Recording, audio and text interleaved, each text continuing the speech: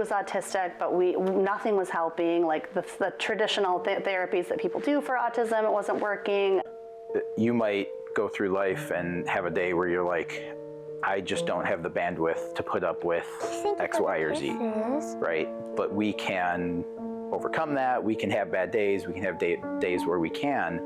His nervous system is always engaged in that high bandwidth state.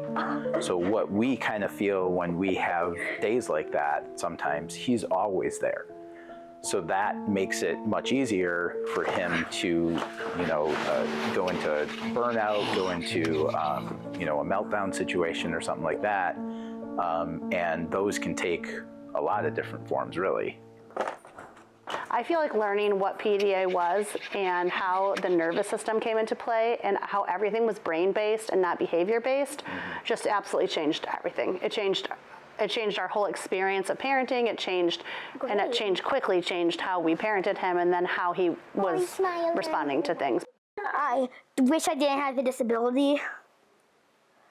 It's very hindering, that's how I say it, hindering to my regular life because I just have a bunch of meltdown, a random meltdown. So Willow Integrated Therapy is a speech and OT clinic in Ann Arbor that we go to for occupational therapy. New updated chart. Let's check it out. Things are going up pretty fast. I noticed these two are going up.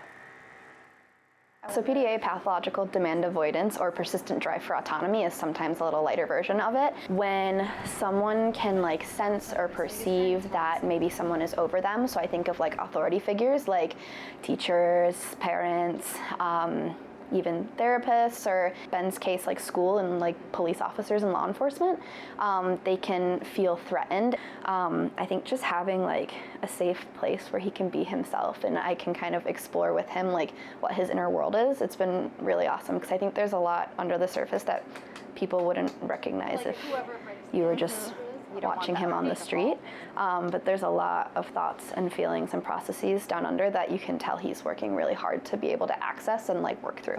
Okay, I'm gonna castle. Hang on, it's my turn, Ben. Ben.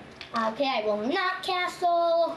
He's just so smart. He is so the other day we were in the car just talking about geography, and he listed all of the countries in Europe in alphabetical order and what their histories of regime changes had been, and I was sitting there occasionally I was oh yeah, I know that, or I didn't know that, or but he steals the show. He knows so much about these things that he's interested in, and he just spends so much time in these fields. It's really impressive. The thing that mainly changed for me was learning how to accommodate for him. So when I was younger, it was a lot easier to pick fights with him or be upset about the kind of stuff that if he gets upset, I would just get upset back. But the older I get, the more I have to be okay, he needs different ways of talking to. And so it's just having to learn and not just work around it. So tell them about those ones. Well, these are my F1 sets.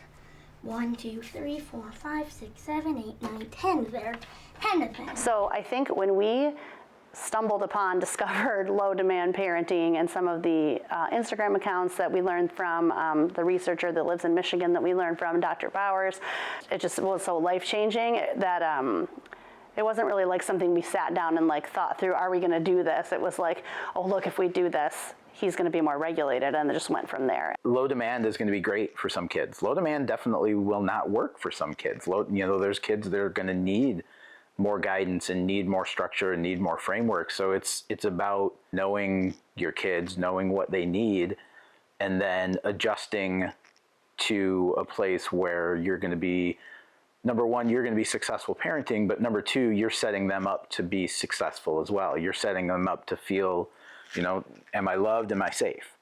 Those two kind of key things. And that looks different for every kid. It looks different here for every kid every day with what we do.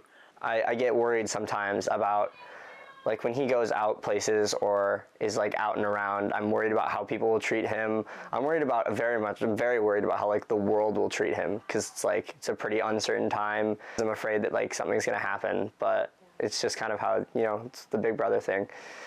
you never know if you're going to get it right. You just do what seems to make sense, and you hope, and then you adjust, and then you hope, and then you adjust. I'm really thankful that we found all of this, and it's helped Ben immensely. But it is really great to see his joy and see the things, you know, him and his dog, water, play, boats, different things that make him so excited and happy. It's really great to see.